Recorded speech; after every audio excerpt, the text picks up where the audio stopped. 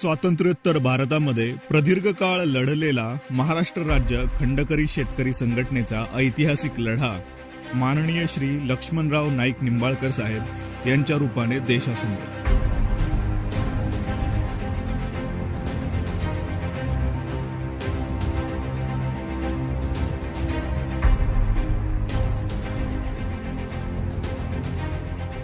आतापर्यंत आपण विविध सोशल मीडियाच्या माध्यमातून जगातील विविध क्षेत्रांमध्ये घडणाऱ्या घटनांची डॉक्युमेंटरी पाहिली आहे. पण माझ्या भारतभूमीमध्ये वेगवेगळ्या क्षेत्रांमध्ये अद्वितीय कामगिरी करणाऱ्या नररत्नांची खाण काही कमी नाही. आज मी अशाच एका महाराष्ट्रातील खंडकरी शेतकऱ्यांच्या ऐतिहासिक संघर्षाला न्याय मिळवून देणाऱ्या संघर्ष योद्ध्याची माहिती आपणासमोर घेऊन येत आहे. खरं तर या संघर्षाची सुरुवात या हिंदुस्थानामध्ये ज्यावेळेस औद्योगिकरणाचे वारे वाहू लागले, त्यावेळेस ज्या भागात उद्योग उभा राहत होते, त्यावेळी त्या परिसरातील भूमिपुत्रांनी या भागाचे नंदनवन होऊन कष्टकरी शेतकरी सुशिक्षित युवा वर्गाला रोजगार मिळावा हा उद्देश डोळ्यासमोर ठेवून आपल्या जमिनी उद्योगपतींना दिल्या. उद्योग उभा राहिले व बघता बघता हा भारत गुलामीतून मुक्त झाला. तो भारतासाठी सुवर्णकाळ होता, पण देशापुढे या व्यतिरिक्त आव्हाने देखील होती.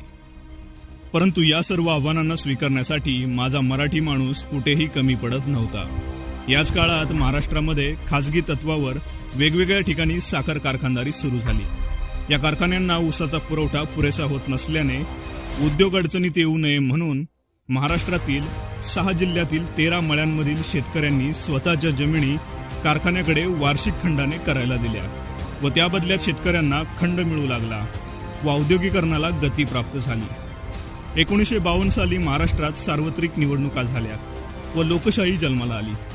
रयतेचं राज्य देशभर नांदू लागलं. सगळं काही ठीक सुरू होतं, पण काळाच्या उदरात काय दडलंय हे कोणाला समजत नव्हतं. अशीच एक घटना या महाराष्ट्राला व महाराष्ट्रातील 13 मळ्यांमधील खाजगी कारखानदारांना जमिनी दिलेल्या शेतकऱ्यांच्या बाबतीत घडली. तत्कालीन महाराष्ट्राचे मुख्यमंत्री म्हणून राहिलेल्या यशवंतराव चव्हाण यांनी शेतकरी व कारखानदार यांना विचारात न घेता कारखान्याला दिलेल्या जमिनींना परस्पर सीलिंग लावले व जमिनी शासनाकडे वर्ग केल्या. हाच तो काळा दिवस खंडकऱ्यांच्या जीवनात अंधार घेऊन आला होता.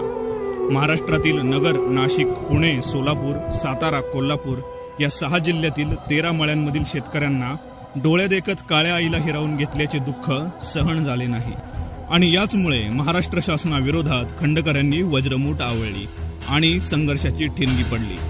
1970च्या दशकात या चळवळीने उग्र रूप धारण केले. त्याचे महाराष्ट्राच्या राजकारणावर दूरगामी परिणाम झाले. त्याचा परिपाक म्हणून 1971-72 साली त्या महामंडळाकडील क्षेत्रांपैकी काही अंशी जमीन शेतकऱ्यांना देण्याचे ठरले व ती दिली देखील. परंतु 1972च्या दुष्काळाने होरपळलेला शेतकरी आपली मालकी हक्काची जमीन परत मिळवण्यासाठी पुन्हा सरकारविरोधात ताकदीने उभा राहिला. 1952 ते 1962 या काळात झालेले खंडवाडीचे आंदोलन खंडकऱ्यांनी गेलेली जमीन परत मिळवण्यासाठी व निर्णायक लढा देण्यासाठी दंड थोपटले. 1972 ते 1982 हा काळ खंडकऱ्यांसाठी निर्णायक ठरला, कारण ज्या भागात महामंडळ होते त्या भागातील खंडकरी या प्रश्नाबाबत एकवटला होता. त्या 13 मळ्यांपैकी एक मळा सातारा जिल्ह्यातील फलटण तालुक्यातील साखरवाडी या ठिकाणचा होता. साताऱ्याचा त्या काळात सामाजिक व राजकीय संघर्षात महाराष्ट्राच्या राजकारणात दबदबा होता. महाराष्ट्रभर सरकारने खंडकऱ्यांच्या जमिनीचे त्यांना विश्वासात न घेता महामंडळ करून सर्व जमिनी सरकारमध्ये वर्ग केल्या. ही बाब शेतकऱ्यांना मुळीच आवडली नव्हती. त्यामुळे खंडकरी शेतकऱ्यांची तळपायाची आग मस्तकात गेली होती. त्यातच इंदिरा सरकारने कसेल त्याची जमीन हा कुळ कायदा काढल्याने अवघ्या महाराष्ट्रातील शेतकरी हवालदिल झाला होता. डोळ्यांदेखत पिढ्यानपिढ्या चालत आलेली शेकडो एकर जमीन शेतकऱ्यांच्या हातातून गेली होती. याच काळात साखरवाडी येथे खंडकरी शेतकरी चळवळीने उग्र रूप धारण केले. या काळात फलटण तालुक्यातील ज्या भागांमध्ये कॉर्पोरेशनचे क्षेत्र आहे त्या प्रत्येक गावातील लोकांनी एकत्र येऊन संघटनेच्या नेतृत्वाखाली मीटिंग बोलावली व या संघर्षाची दिशा ठरवली. पण संघटनेचे नेतृत्व करणार कोण हा यक्ष प्रश्न संघटनेपुढे उभा होता. यावेळी खंडकऱ्यांच्या विचारातून असा प्रश्न उपस्थित केला की संघटनेचा नेता तरुण, तडफदार, आक्रमक व प्रभावी वक्ता तसेच कोणत्याही संघर्षाच्या परिस्थितीत न डगमगणारा हवा व सर्वांना बरोबर घेऊन काम करणारा निस्वार्थी असा हवा. अशावेळी माननीय श्री लक्ष्मणराव नाईक निंबाळकर यांच्या नावाने एकमत झाले आणि तो क्षण खंडकरी चळवळीसाठी महत्त्वाचा आणि निर्णायक ठरला आणि या चळवळीचे सूत्र माननीय श्री लक्ष्मणराव नाईक निंबाळकर यांच्याकडे आले। 1982 ते 2024 या 42 वर्षाच्या लढ्याला माननीय श्री लक्ष्मणराव नाईक निंबाळकर यांनी खऱ्या अर्थाने न्याय देण्यासाठी अविरतपणे शासनाविरुद्ध लढा दिला। आज महाराष्ट्रामध्ये खऱ्या अर्थाने खंडकऱ्यांना त्यांच्या जमिनी पाठ पाण्याच्या हक्कासह मिळवून देताना या लढ्याला निर्णायक रूप प्राप्त करून देणाऱ्या त्यांच्या सामाजिक चळवळीची यशोगाथा जगासमोर आणण्यासाठी ही डॉक्युमेंटरी।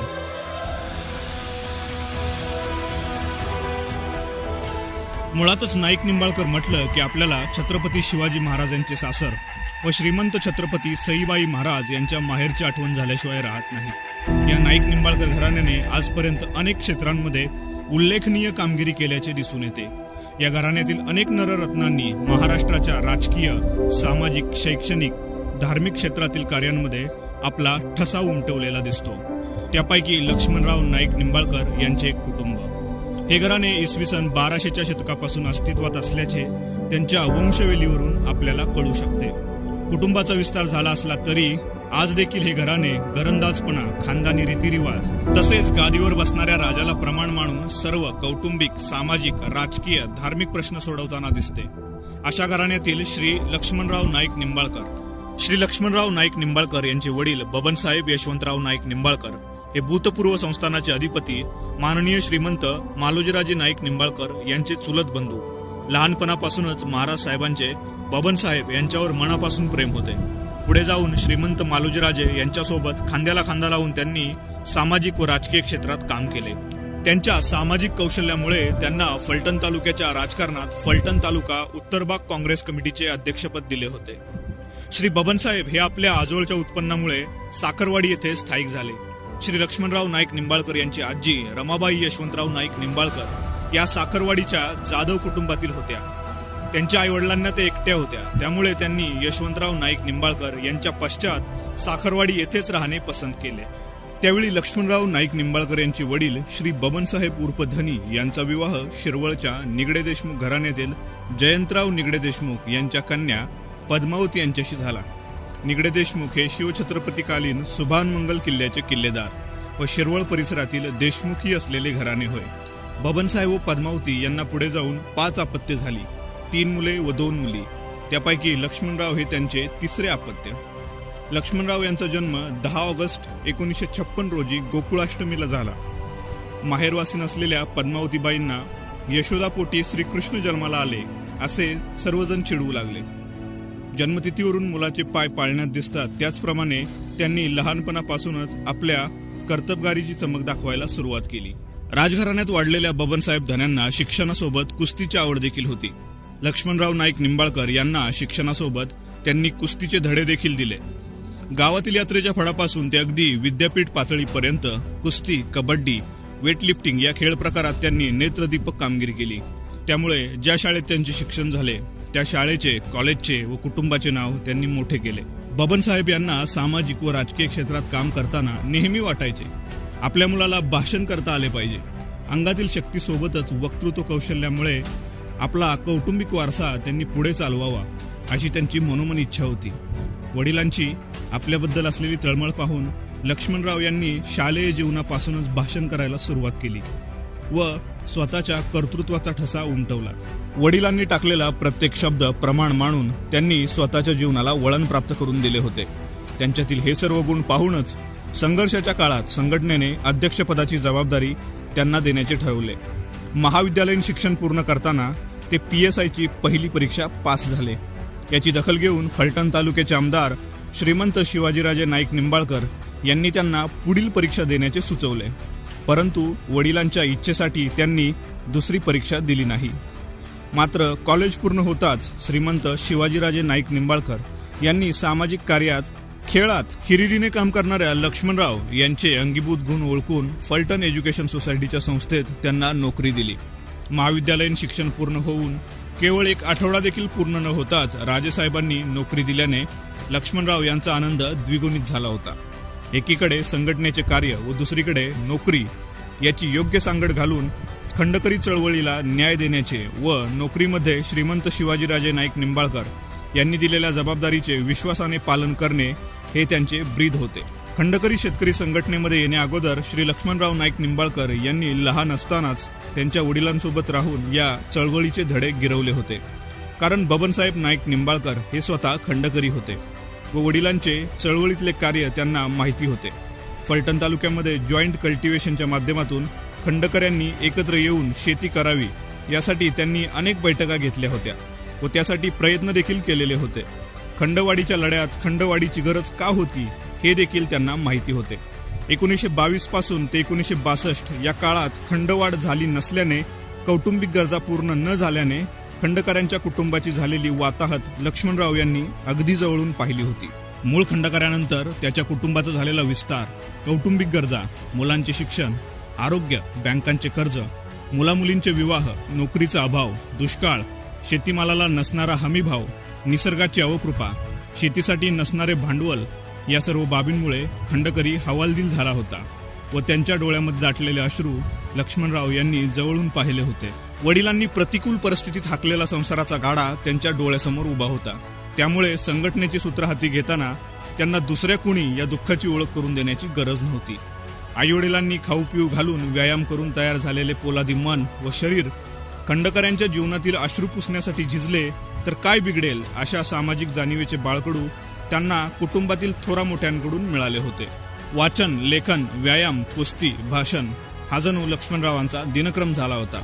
फलटण तालुक्यातील त्या काळातील लोकप्रतिनिधी आमदार चिमणराव कदम, विष्णुपंत गाडे व खंडकरी शेतकरी संघटनेच्या सर्व कार्यकर्त्यांनी लक्ष्मणराव यांना संघटनेची जबाबदारी देण्याचे ठरवले. त्यानंतर 23 जानेवारी 1983 रोजी साखरवाडी ग्रामपंचायत या ठिकाणी फलटण तालुक्याचे आमदार चिमणराव कदम साहेब, सभापती विष्णुपंत गाडे, फलटणचे नगराध्यक्ष ॲडव्होकेट सकाराम राजाराम भोसले, साखरवाडी ग्रामपंचायतीचे सरपंच महादेव बळीवा भोसले, आर.व्ही. निंबाळकर, संपतराव रनवरे इत्यादी मान्यवर व सर्व तालुक्यातील खंडकरी शेतकरी यांनी एकमुखाने सर्व कागदपत्रासह संघटनेचे अध्यक्षपद व जबाबदारी लक्ष्मणराव नाईक निंबाळकर यांना दिली. खंडकऱ्याच्या लढ्यामध्ये गेली 40 वर्ष इथला खंडकरी पिचत पडला होता आणि त्या लढ्यामध्ये आमचे वडीलही होते स्वतः. त्यांनी बरेच वर्ष ह्या खंडकरी लढले.